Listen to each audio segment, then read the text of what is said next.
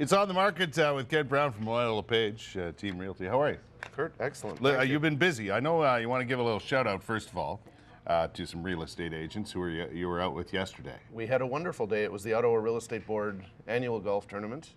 We raised money for local shelters. We raised $26,500 yesterday.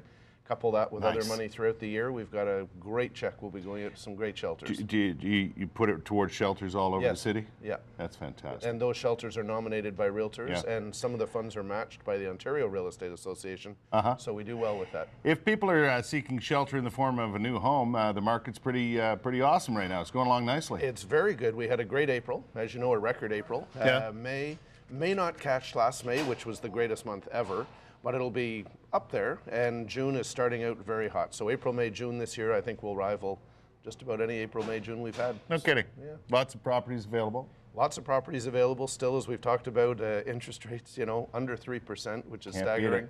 But when you've got lots of properties to view and you've got time to look at them right now, and great interest rates, it's a great time to be out in the market. Yeah, and don't be afraid to do a whole lot of shopping around. I know it can get a little frustrating for people searching for a home sometimes. You can look at a car and there's only so many things. Homes are so different. There's just so much to look at, whether it's townhouses, an end unit, or it's a premium lot, or is the basement finished. Look around.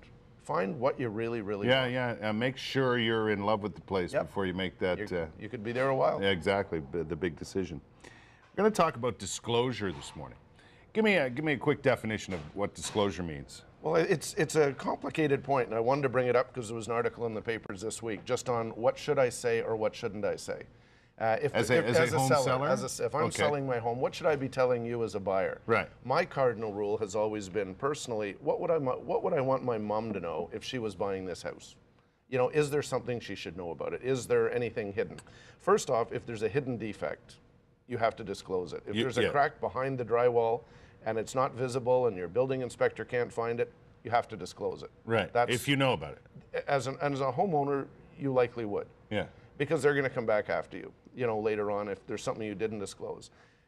Where it gets trickier is, let's say you had, as happened to my wife and I, we had a significant leak in our basement. The front steps moved up in the freezing, and water came into our basement. Okay.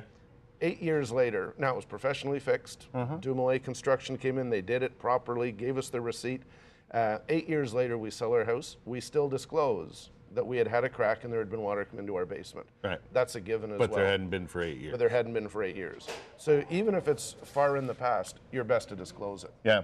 Well, there's legal ramifications that go with all of this, but I know what you're thinking, and you're thinking about the right thing to do. And I think everybody should. The thing is today, if you disclose something, and we've had one where someone disclosed a crack, the neighbor said, well, they had those guys in, they had wet vacs all the time. We knew they had a crack in their basement. Now the buyer can go back on the seller. Get it out of the way. You don't want it to hinder a sale down the road. No. You want to be a good neighbor. And you certainly don't want some lawyer calling you up 5 years down the road looking for it. Worst thing. The other thing, though, where it gets iffy is, what if there was a murder in the house or someone died in the house? Yeah, what's the details there? It's a very gray area. Would you want, I would disclose it. I would say, listen, before I bought this home 6 years ago, there'd been a murder in the front yard. You're going to know. It's on the internet. Your neighbors know about it. They're going to find out. You don't want it coming up between the time of sale and the time of closing, because now you're in limbo. I would want, as a good citizen, for the buyers to know what I know about my house. I think you're right about that. And oftentimes you look at some homes around town. Now, there's one in particular I see all the time, and I wonder why it won't sell, and it won't sell, and it won't sell. And I think to myself, something bad happened there. Might have been. Might have a crack in the basement. We've got homes where a foundation is bent, because it was in sort of whatever land, and it's tougher to sell. Yeah. But if you buy it cheaper, disclose it, fix it, tell them what you've done, and be a good neighbor. Better off in the long run. Absolutely. Listen, if you want some more information on how to purchase a home, how to sell a home, how to get a proper agent to look after your business, get in touch with Kent Browne and his team at LePage. Good to see you, my friend. Kurt, always a pleasure. Enjoy the hot weather today. Thank you. It's good. That's good house shopping weather. Right? People have the AC on when you come in, huh? I heard the weather report this morning, threw on my shorts. Exactly. You're looking summery today. I feel it. Thank you.